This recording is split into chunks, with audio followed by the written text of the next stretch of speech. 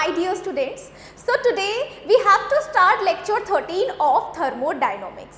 So इससे पहले हमने जितने भी लेक्चर किए हैं उसमें यार हम फर्स्ट लॉ भी मैं आपको पढ़ा चुकी हूँ, सेकंड लॉ भी मैं आपको पढ़ा चुकी हूँ. आज हमें स्टार्ट करना है finally third law of thermodynamics. चलो भाई आ जाओ यार, without wasting a time let's start with it. बच्चे ये कहता क्या है? Third law of thermodynamics explains about कि 0 केल्विन टेम्परेचर पे बात करते हैं. बताओ क्या टेम्परेचर लेते हैं माय डियर स्टूडेंट? 0 केल्विन. तो 0 केल्विन पे जो आपका एंट्रोपी है, क्या बोल रही हूँ मैं, एंट्रोपी जो है परफेक्ट क्रिस्टल की, भाई वो क्या होती है? 0 होती है. यही क्या है मेरा थर्ड लॉ ऑफ थर्मोडायनामिक्स. अब आपके मन में आया होगा मैम सब बात तो ठीक है बट ये परफेक्ट क्रिस्टल होता क्या है? तो बच्चे ये देखो मैं आपको बताऊं कि भाई सपोज ये आपका एक परफेक्ट क्रिस्टल है और इसमें Na+Cl- और Na+Cl- प्रेजेंट है. ठीक है, हाँ. तो आप देखो यहाँ पे कितने Na है? 3 Na है और Cl भी कितने हैं? 3 Cl है.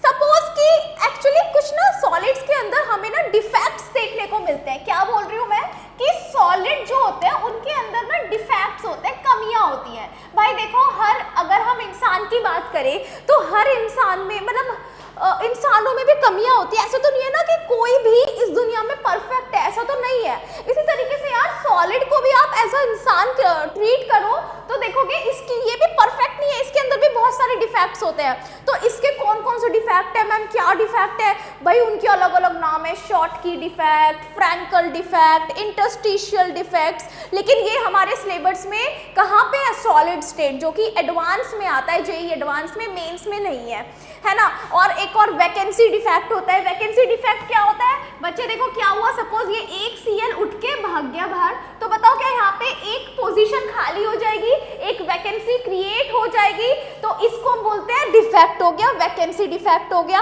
है ना. तो इस तरीके से डिफेक्ट्स होते हैं. लेकिन अगर मैं बोलूं कि परफेक्ट क्रिस्टल की मैं बात करूं तो भाई परफेक्ट क्रिस्टल के अंदर माय डियर स्टूडेंट्स यहाँ पर आपको कोई भी डिफेक्ट देखने को नहीं मिलता. यहाँ पर कोई भी डिफेक्ट नहीं होता. ठीक है, तो यार परफेक्ट क्रिस्टल भी एक इमेजिनेशन है. ऐसा कोई क्रिस्टल है ही नहीं कि जिसमें कोई डिफेक्ट ही ना हो. आपको पता है ना केमिस्ट्री में कितनी सारी चीजें तो हम ऐसी पढ़ रहे हैं, जब से मैं आपको पढ़ा रही हूँ कि यार ये एक इमेजिनरी कॉन्सेप्ट है, ये एक इमेजिनेशन है. अभी याद हो तो रिडॉक्स में पढ़ाया था, ऑक्सीडेशन स्टेट भी एक इमेजिनरी कॉन्सेप्ट है ना, पर हम फिर भी पढ़ते हैं. तो यार ये जो यहाँ पे परफेक्ट क्रिस्टल की बात हो रही है, ये बोलते हैं, अच्छा समझ में आया ना कि परफेक्ट क्रिस्टल होता क्या है? जिसमें कोई भी डिफेक्ट ना हो, जो कि परफेक्ट हो. तो मैम परफेक्ट क्रिस्टल की जो एंट्रोपी होती है 0 केल्विन टेम्परेचर पे, वो कितनी होती है मैम? 0 होती है. ये क्या है आपका थर्ड लॉ ऑफ थर्मोडायनामिक्स. अब मैं आपको ना कुछ इसकी एप्लीकेशन करवाती हूँ. भाई इसकी एप्लीकेशन देखो थर्ड लॉ ऑफ थर्मोडायनामिक्स की. पहली कहता है to determine absolute entropy of a substance at a given temperature and pressure. तो देखो ध्यान से सुनो भाई, क्या होता है भाई यहाँ पे कि सपोज कोई भी आपका सब्सटेंस है. क्या है? कोई भी सब्सटेंस है. पहले वो रखा है आपका 0 केल्विन पर, है ना, 0 केल्विन पर, और प्रेशर है P. फिर वो सब्सटेंस जो है वो रखा है T टेम्परेचर पे और प्रेशर सेम है, दैट इज P. तो आप देखोगे 0 केल्विन से T टेम्परेचर. अगर मैं बोलूं कि इस स्टेप के लिए आप डेल S लिखो तो क्या बोलोगे कि Sp - Sr, Sp यानी entropy at T temperature minus entropy at 0 kelvin. हम बात कर रहे हैं परफेक्ट क्रिस्टल की. ठीक है, तो परफेक्ट क्रिस्टल के केस में आप कहोगे कि मैम ये S0 तो 0 हो जाएगा according to third law of thermodynamics, है ना. हाँ चलो आगे बढ़ते हैं. तो यार अभी हमें एक बात बताओ कि हमारे पास यहाँ पे क्या है? सॉलिड है. ये सब्सटेंस कैसा है? सॉलिड. तो जो मैं आपको स्टेप्स बताऊंगी ना, आपको वही स्टेप्स ध्यान रखने हैं. और अभी आप देखोगे कि जो बताऊंगी ना यहाँ से आपका अभी PYQ भी आया हुआ है, तो प्लीज ध्यान से सुन लो. तो कहने का मतलब है कि सबसे पहले जो टेम्परेचर है वो है 0 केल्विन. 0 केल्विन से जो मेरा है सबसे पहले जाएगा किस पे? मेल्टिंग मेल्टिंग पॉइंट की लिमिट लगाओ और क्या बोल दोगे n, और क्योंकि भाई अभी सब्सटेंस सॉलिड, शुरू में तो सॉलिड ही रहा होगा ना, तो NCS dt/t। ठीक है, हाँ ये बात क्लियर है, हो गई क्लियर। अभी आगे देखो, उसके बाद बच्चे क्या होगा, फेज चेंज, फेज का ट्रांजिशन होगा।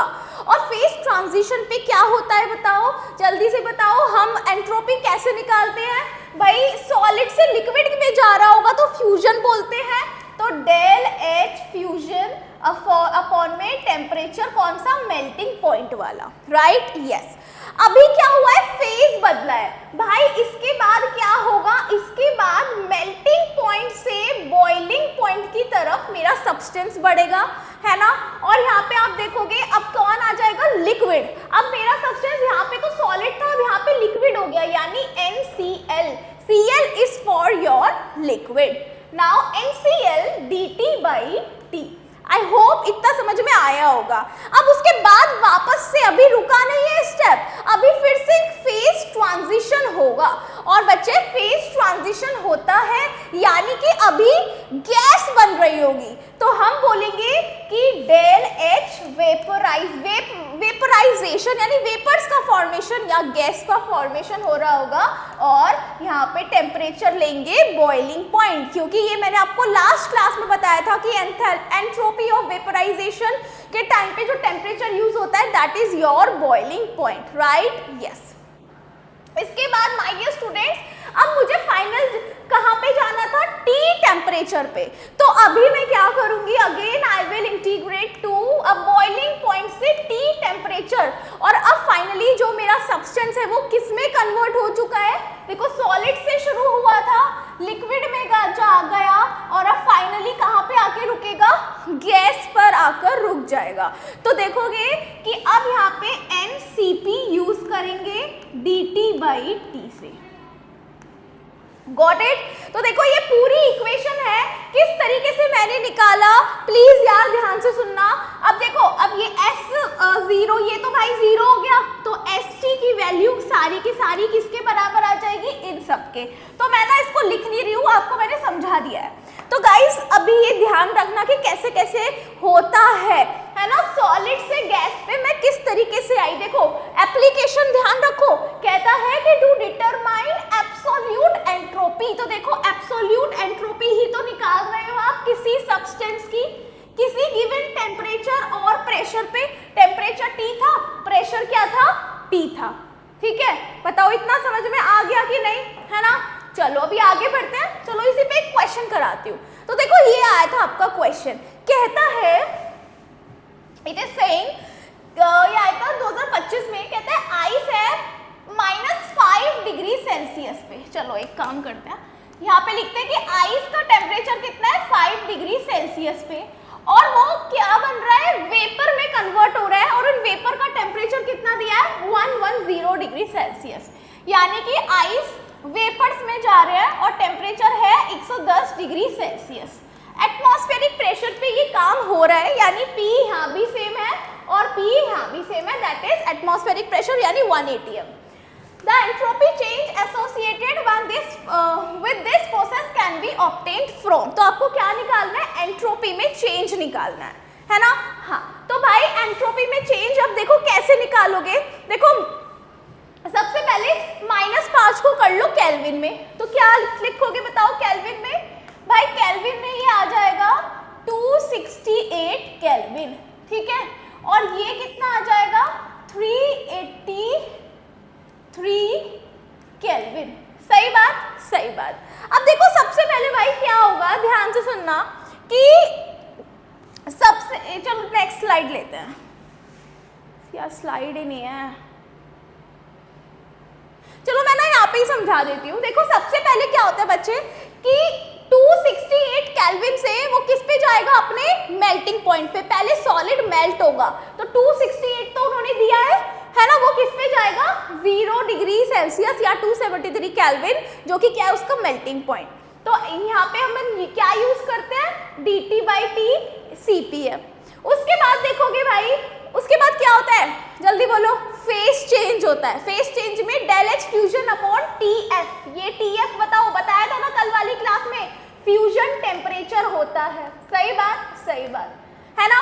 तो अब देख लो ये बिल्कुल सही लिखा है, तो यार ये गलत है, ये भी गलत है, और ये भी मेरा आंसर जा सकता है। उसके बाद आप देखोगे भाई उसके बाद क्या होता है, बताओ फ्यूजन के बाद क्या होता है, फिर वो मेल्टिंग पॉइंट से बॉइलिंग पॉइंट, यानी देखो ये तो हो गया पहला स्टेप, ये हो गया दूसरा स्टेप, ये होगा तीसरा स्टेप कि मेल्टिंग पॉइंट से बॉइलिंग पॉइंट 373 केल्विन होता है। हाँ, और देखो CPM dt/T, ये देखो dt/T लिखा हुआ है। सही है। अब आप देखोगे, अगर इसमें देखोगे तो इसमें देखो क्या लिखा है, मेल्टिंग पॉइंट से बॉइलिंग पॉइंट dt ही लिखा है, t कहाँ गया, dt/T होता है ना, या तो खाली dt लिखा है। तो गाइज ये भी गलत हो गया मेरा, ठीक है। तो उस हिसाब से देखो तीसरा, चलो इसको भी अरेंज कर लेते हैं, ज्यादा करेक्ट इनमें यही जाएगा सेकंड, लेकिन चलो लेट्स अरेंज की पहला दूसरा तीसरा चौथा प्रोसेस। भाई ये हो गया क्या, बॉइलिंग पॉइंट तक गया, उसके बाद क्या होगा, फेज चेंज, यानी अब क्या होगा, delta H vaporisation upon temperature of boiling point, ठीक है। चलो चौथा, अब उसके बाद क्या होता है, जो फाइनल टेम्परेचर होता है वहां पे जा रहा होता है, तो दिस इज योर पांचवा। तो गाइज ये है हमारा एग्जैक्ट सीक्वेंस भी, ठीक है। कभी जैसे अभी तो क्वेश्चन में इन्होंने दूसरे और चौथे में ना डिफरेंस क्रिएट कर दिया, देखो यहाँ से हमने पहचान लिया, लेकिन कल को वो बोले कि सीक्वेंस भी बताओ, कौन सा स्टेप पहले हो कौन सा बाद में होगा, ऐसे अरेंज करने को बोलते तो हम अपन अरेंज भी कर सकते हैं। Got it. तो यार हमारा आंसर है सेकंड, चेक कर लेते हैं। तो guys your answer is second, okay. चलिए सेकंड एप्लीकेशन की तरफ आगे बढ़ते हैं, that is your to determine entropy of a reaction.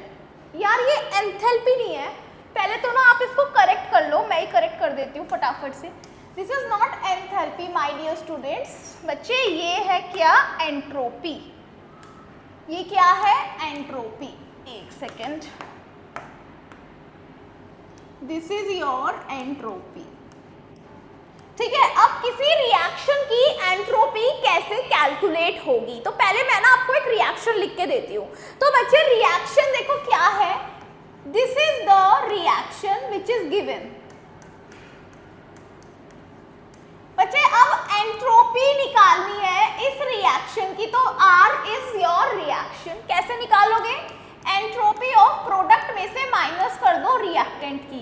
भाई एंट्रोपी ऑफ प्रोडक्ट पहले मैं लिखती हूँ ग्रीन पेन से, देखो कैसे लिखोगे, बोलोगे भाई C, इसका स्टोइचियोमेट्री कितना दिया है C, तो C times of entropy of C plus में D times of entropy of D minus कर दो। अच्छा ये ना एक चीज और कि ये जो है ये छोटा सी है, बड़ा सी नहीं, ठीक है, उसमें माइनस कर दो रिएक्टेंट। तो भाई रिएक्टेंट को मैं चलो लिखती हूँ किससे, पिंक कलर से।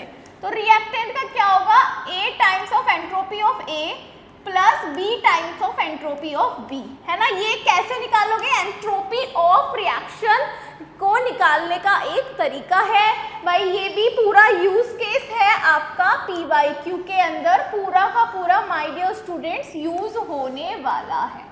Got it. चलिए अभी आगे बढ़ते हैं। हाँ, तो अभी बात करते हैं कि एंट्रोपी एट स्टैंडर्ड कंडीशंस क्या होती है।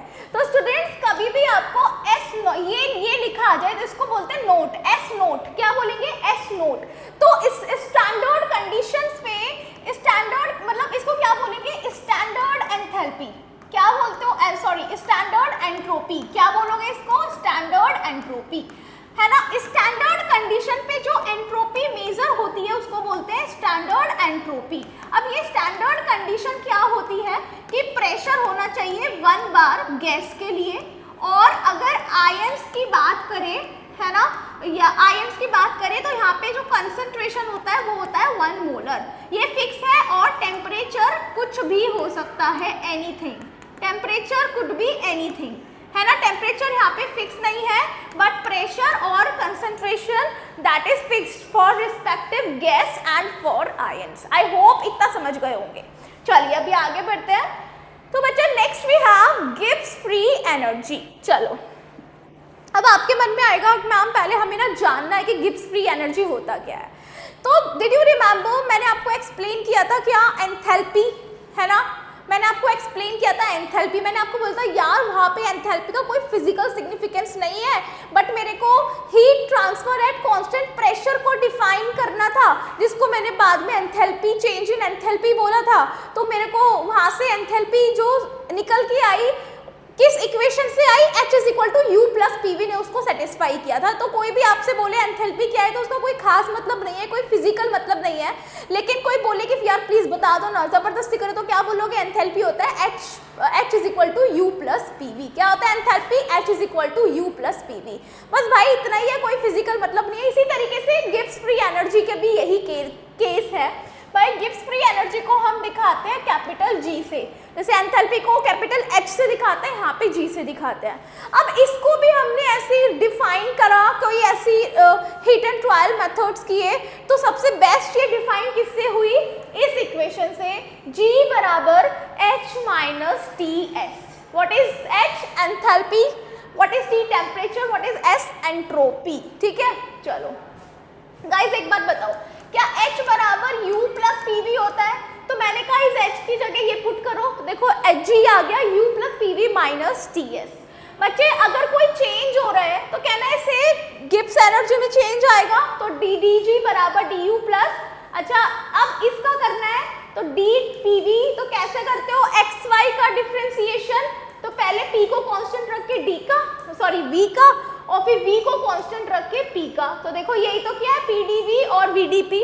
इसी तरीके से माय डियर स्टूडेंट TS का भी हमने कर दिया, तो माइनस TDS और माइनस SDT आ गया। अब यहाँ से भाई U का क्या होता है बताओ, U बराबर क्या होता है बताओ जल्दी, U डेल U या U क्या होता है, Q प्लस W। तो बस मैंने यहाँ से Q प्लस W रख दिया DU की जगह क्या रख दिया, इसकी जगह Q प्लस W रख दिया।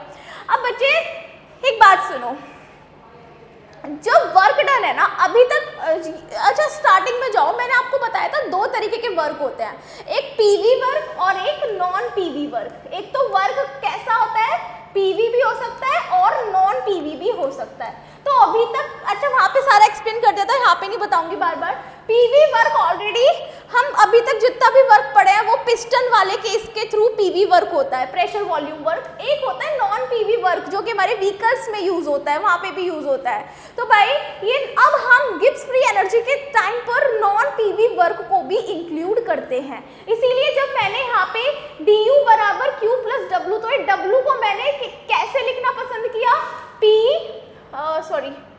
W पीवी वर्क का और W नॉन पीवी वर्क का, है ना। तो ये चीज ध्यान रखना। तो भाई ये पीवी और नॉन पीवी, और फिर एग्जैक्टली सारा कुछ मैंने सेम लिखा। अब देखो हम जब भी गिब्स फ्री एनर्जी को पढ़ेंगे ना, तो यार हम यहाँ पे टेम्परेचर और प्रेशर को कांस्टेंट करते हैं। तो कांस्टेंट टेम्परेचर और प्रेशर, और हम मान लेते हैं कि यार नॉन पीवी वर्क भी यहाँ पे प्रेजेंट नहीं है। अगर टेम्परेचर और प्रेशर ही बच्चे कांस्टेंट हो जाता है, तो यार एक बात बताओ, प्रेशर कांस्टेंट तो क्या ये जीरो हो जाएगा, टेम्परेचर कांस्टेंट तो क्या ये जीरो हो जाएगा, और नॉन पीवी को इग्नोर कर रहे हैं, तो गाइस क्या ये आपका जीरो हो जाएगा, हो जाएगा। तो कितनी वैल्यू बची देखो, Q plus WPV plus PdV minus TDS, इतना आ गया समझ में। चलो अब एक बात बताओ, क्या W बराबर क्या माइनस PdV हमने पढ़ा है। तो यार यहाँ पे देखो मैंने W की जगह क्या रख दिया, देखो यहाँ पे इसकी जगह क्या रख दिया, माइनस PdV, और देखो अब ये माइनस से प्लस कट गया। अब फाइनली मेरा जो change in Gibbs free energy of system आया है, क्या आया है, Q माइनस TDS। क्या आया है my dear students, Q minus TDS। ये किसके लिए निकला है, सिस्टम के लिए। तो DG बराबर किसके आ गया, Q माइनस TDS। बोलो मेरे साथ, अभी याद करो, 5 बार बोलो, TG बराबर Q minus TDS, Q minus TDS, Q minus TDS, Q minus TDS, Q minus TDS। चलिए अच्छा, ये जो फॉर्मूला आया है ना, ये रिवर्सिबल और इरिवर्सिबल प्रोसेस सबके लिए यूज हो सकता है। क्यों, क्योंकि मैंने तो कुछ डिफाइन नहीं किया ना कि रिवर्सिबल के लिए कर रही हूँ या इरिवर्सिबल के लिए कर रही हूँ, तो ये सबके लिए ये फॉर्मूला आप यूज कर सकते हो। Got it. चलो अभी आगे देखो, अब मुझे पता है कि जो entropy change with respect to surrounding होता है बच्चे, वो किसके बराबर होता है, minus Q system by temperature of system के। यस, तो क्या यहाँ से Q सिस्टम निकाल लूंगी तो माइनस T सिस्टम और DS ऑफ सराउंडिंग आ गया। अब अभी ऊपर वाला जो मेरा फॉर्मूला था, कौन से वाला, Q minus T D S. क्या था, dg बराबर सिस्टम का Q minus T D S. तो मैंने यहाँ पे क्या किया, एक देखो एक बार दिखा देती हूँ, Q minus T D S है ना, और ये पूरा का पूरा फॉर्मूला किसके लिए निकला है, सिस्टम के लिए। किसके लिए, सिस्टम के लिए। किसके लिए, सिस्टम के लिए। किसके लिए, सिस्टम के लिए मैंने निकाला है। तो गाइस अब ध्यान से सुनो, अब यहाँ से Q की वैल्यू तो मैंने सिस्टम की ये निकाल दी, तो क्या मैं इस Q की वैल्यू को यहाँ पुट कर सकती हूँ। तो आप देखोगे मैंने ये यहाँ पे फाइनल Q की वैल्यू पुट की हुई है, ठीक है, ओवरराइटिंग हटा रही हूँ। तो फाइनली आप देखोगे dg सिस्टम क्या आ गया, देखो यहाँ से t सिस्टम कॉमन ले लिया, ये t सिस्टम आ गया, माइनस t सिस्टम कॉमन ले लिया, और ds surrounding plus ds system क्या होता है, ds यूनिवर्स। तो बच्चे यहाँ से मेरा एक और फॉर्मूला निकल के आया है, दैट इज कि dg of system is equal to minus t system and multiplied by ds universe. ठीक है, चलो अब एक बात बताओ, अगर ये ds में चेंज ग्रेटर देन 0 है तभी तो सिस्टम मेरा कैसा है, प्रोसेस कैसा है, फिजिबल। और अगर ये पॉजिटिव है तो साइन या नेगेटिव लगाए तो dg ऑफ सिस्टम कैसा आएगा, नेगेटिव। यानी कि फॉर आर फिजिबल प्रोसेस या स्पॉन्टेनियस प्रोसेस ds क्या होता है, पॉजिटिव, जिसके कारण dg मेरा क्या आता है, नेगेटिव। तो बच्चे वेरी इंपॉर्टेंट कंक्लूजन कि अभी मैंने आपको पढ़ाया था पहले कि जब ds ग्रेटर देन 0 होता है तो वो प्रोसेस फिजिबल होता है। तो अब एक और चीज, इसके अलावा मेरे को एक और कंडीशन पता चली कि अगर dg लेस देन 0 नेगेटिव होगा तो भी मेरा प्रोसेस कैसा होगा, माय डियर स्टूडेंट्स, फिजिबल होगा। तो ये दोनों की दोनों कंडीशन बड़ी इंपॉर्टेंट आ गई है और ये आपको दोनों की दोनों बहुत हेल्प करने वाली है क्वेश्चन सॉल्विंग में। तो प्लीज यार, please just remember these things, okay. चलिए अभी आगे पढ़ते हैं। ये जो फॉर्मूले सारे के सारे हम निकाल रहे हैं, याद करो ये कब कैसे निकाले जा रहे हैं कि this formula is valid for constant temperature and pressure and no PV work is there. कोई भी पीवी वर्क यहाँ पर नहीं है, गॉट इट। चलिए अब देखो, अब हमने ना एक कंक्लूड करते हैं, गिब्स फ्री एनर्जी के रिस्पेक्ट में अपन कंक्लूड करते हैं कि जब dg system at constant temperature and pressure is less than 0 तो इरिवर्सिबल प्रोसेस है। सही बात है, प्रोसेस कैसा होगा, इरिवर्सिबल होगा। वो कैसे, फिजिबल है। उसके बाद dg ऑफ सिस्टम मतलब गिब्स फ्री एनर्जी की बात कर रहे हैं, किसके रिस्पेक्ट में, सिस्टम के रिस्पेक्ट में, सिस्टम के रिस्पेक्ट में। और जब हमने एंट्रोपी में बात की थी तो किसके रिस्पेक्ट में की थी, यूनिवर्स के। यहाँ पे सिस्टम लेस देन 0 होगा तो इरिवर्सिबल होगा, ग्रेटर देन 0 होगा तो नॉट फिजिबल होगा, और बराबर 0 होगा तो रिवर्सिबल प्रोसेस होगा। अब मैं आपको बताती हूँ, क्वेश्चन में ना कई बार डायरेक्ट नहीं बोलता कि रिवर्सिबल प्रोसेस है, वो क्या आपको हिंट देके कैसे हिंट देता है वो आपको कि प्रोसेस कैसे है, माय डियर स्टूडेंट्स, इक्विलिब्रियम पर है। तो याद करो, रिवर्सिबल प्रोसेस हर पॉइंट पे इक्विलिब्रियम पे ही रहता है। तो ये उसका एक हिंट देने का, आपको समझाने का तरीका होता है कि प्रोसेस रिवर्सिबल है और आपको dg को 0 के बराबर रखना है, गॉट इट। चलो क्वेश्चन के थ्रू सॉल्व करेंगे, अभी आगे सवाल भी आएगा, पहले ये सब सुन लो, है ना। तो ये टेबल मैंने बता दी, ये बड़ी इंपॉर्टेंट है, याद रखना, है ना। अब देखो मैंने आपको क्या बताया था कि g बराबर होता है h माइनस ts के। अगर मुझे इसमें चेंज निकालना है तो कैसे निकालोगे, अगर टेम्परेचर और प्रेशर कांस्टेंट है तो डेल g बराबर del h minus t del s, है ना। एक फॉर्मूला ये आ गया, ठीक है। तो भाई ये फॉर्मूला भी बड़ा इंपॉर्टेंट है, इसको ध्यान में रखना। तो देखो ये फॉर्मूला यहाँ पे लिखा हुआ है, स्टार भी मार्क कर दिया है। उसके बाद बच्चे अब देखो यार, ये सारी चीज समझ लो, ये आपके PYQ का क्वेश्चन है, इसी स्लाइड में मैं लाई भी हूँ, ठीक है। जो मैं कराऊंगी नहीं वो आपको होमवर्क में करना है, बस आप ये समझ लो तो वो अपने आप हो जाएगा, सब मैं दिखाऊंगी, डोंट वरी। अभी आप डर गए होंगे, रुक जाओ। भाई देखो इन्होंने क्या दिया, एक बात बताओ, हमारे पास ये फॉर्मूला है ना, बोलता है कि अगर डेल एच सिस्टम नेगेटिव है, यानी कि भाई ये नेगेटिव है और डेल एस क्या है, ये पॉजिटिव है।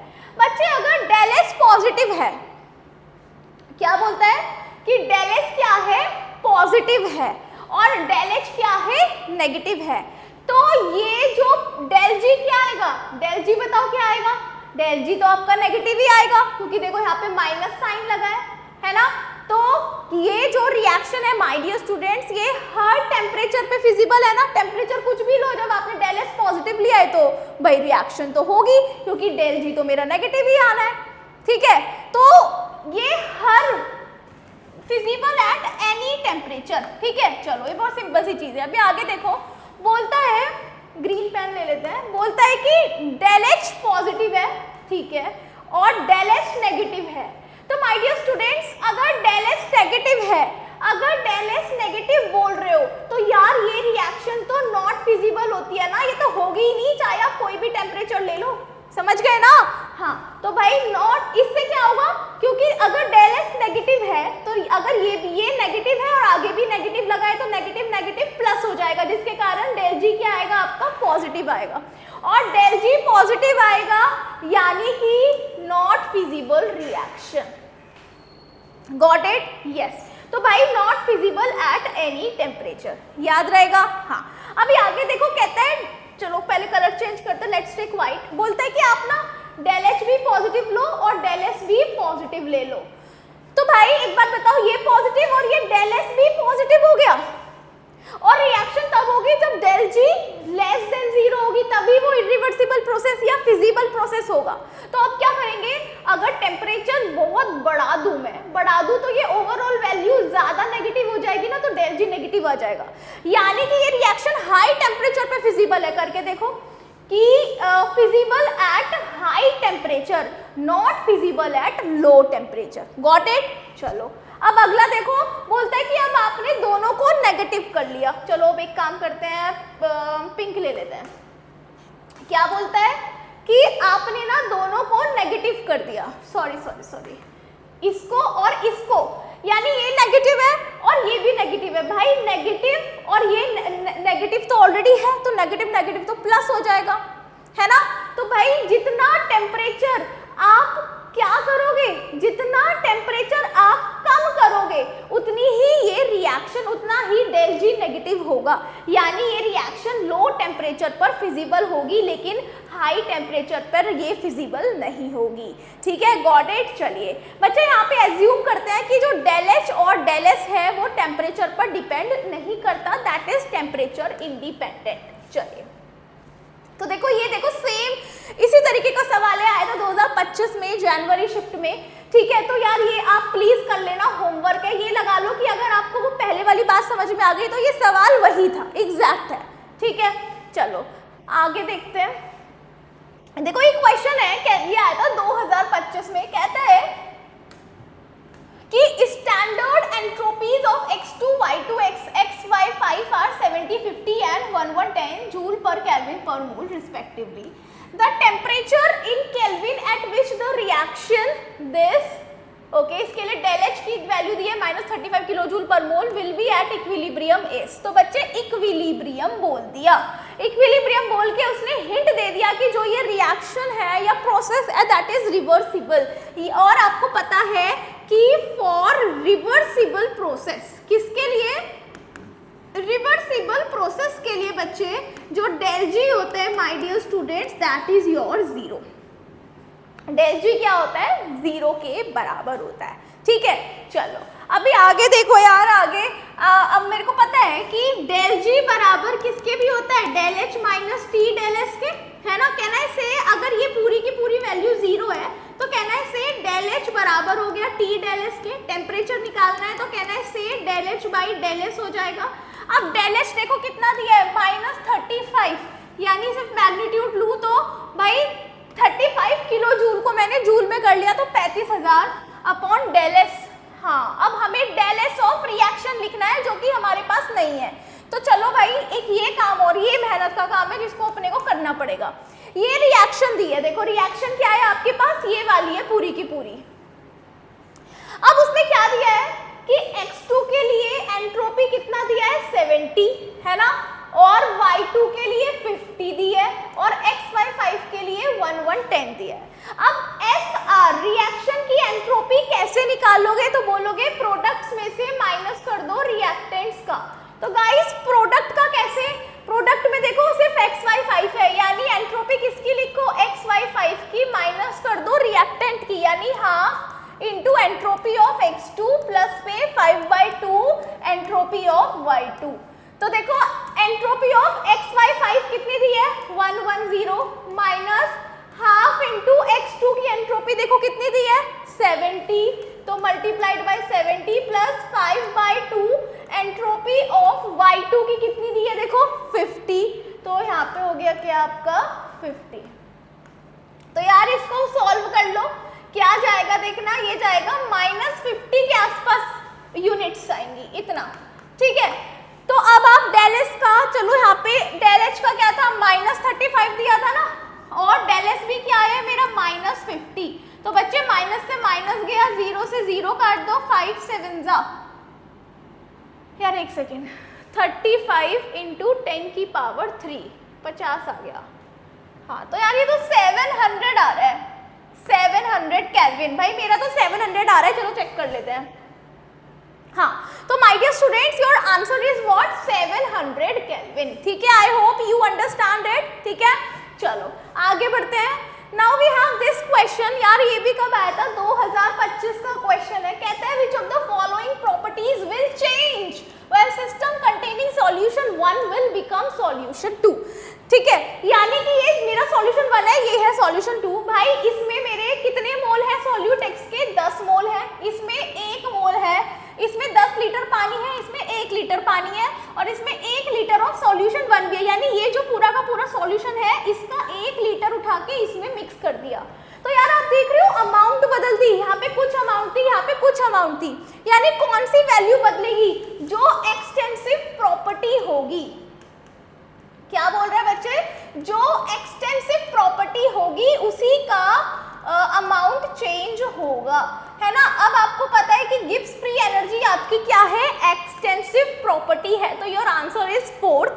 बाकी density, concentration, molar heat capacity, ये सारी की सारी क्या है माय डियर स्टूडेंट्स, आपकी इंटेंसिव प्रॉपर्टीज होती है। Got it. चलो अभी आगे बढ़ते हैं। Now we have next question, देखो आंसर 4 ही है, Gibbs free energy. Now we have next question, ये आया था जेईई मेन 2025 में आया था। कहता है the standard enthalpy and standard entropy of decomposition of this to this, यानी कि N2O4 का डीकंपोजिशन हो रहा है NO2 में। यहाँ पे स्टैंडर्ड एंथैल्पी कितनी दी है 55 किलोजूल पर मोल, और ये क्या दिया है आपको स्टैंडर्ड एंट्रोपी, यानी डेल एस नोट कितना दिया है 175 जूल पर केल्विन पर mole respectively. The standard gives free energy change for this reaction at 25 degree Celsius, यानी टेम्परेचर कितना दिया है 25 डिग्री सेल्सियस, यानी कि आप इसको पहले तो किस में कन्वर्ट करो केल्विन में, यानी 25 प्लस 273 क्या आ जाएगा 298 केल्विन। यानी कि my dear students the temperature is 298 kelvin which is given here. Got it, yes. तो अब आप देखोगे कि यहाँ पर आप देखो कि जो डेल एच नॉट है दैट इज 55, जो डेल एच नॉट है दैट इज 175 एंड टेम्परेचर भी दिया है। हमको निकालना है क्या डेल जी, तो डेल जी कैसे निकालते हैं, उसको क्या फॉर्मूला है del H minus T del S. तो डेल एच कितना दिया है देखो 55 किलो जूल है, तो किस में कर लो भाई जूल में कर लिया। टेम्परेचर कितना दिया है 298 केल्विन, और डेल एस कितना दिया है देखो 175। तो माय डियर स्टूडेंट्स एक सेकेंड, अरे अरे अरे हाँ मल्टीप्लाइड बाई 175। तो यार इसको सॉल्व कर लो, है ना, और आपका आंसर जो सॉल्व करके आएगा वो मैं आपको बता देती हूँ। So your exact answer will be 2850। Please solve it, तरीका मैंने बता दिया कि कैसे होगा, ठीक है। चलिए तो बच्चा आज के लिए इतना रखते हैं, ठीक है। ऐसे ही क्वेश्चन आते हैं देखो हमारे एग्जाम में, आप प्लीज यार ध्यान से पढ़ो, जितना पढ़ाती हूँ उतना अच्छे से कर लो, ठीक है। ऐसा कुछ नहीं है कि आपके जब आप एग्जाम देने बैठोगे तो कुछ नया आएगा, यार वही है, चीजें रिपीट होती रहती है, वही आती रहती है, ठीक है। तो घबराना नहीं है, जो मैं रोज पढ़ाती हूँ आपको भी रोज वही पढ़ने और सवाल लगाने होते हैं, ठीक है।